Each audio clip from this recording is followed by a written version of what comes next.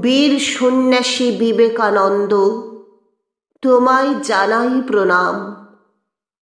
পুরুষকারের জীবনাদর্শে স্মরণীয় তব নাম।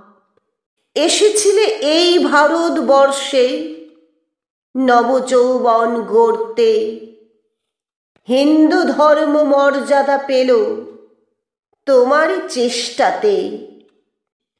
বলেছিলে তুমি তাই, মুচি মেথর চণ্ডাল, আমার রক্ত আমার ভাই।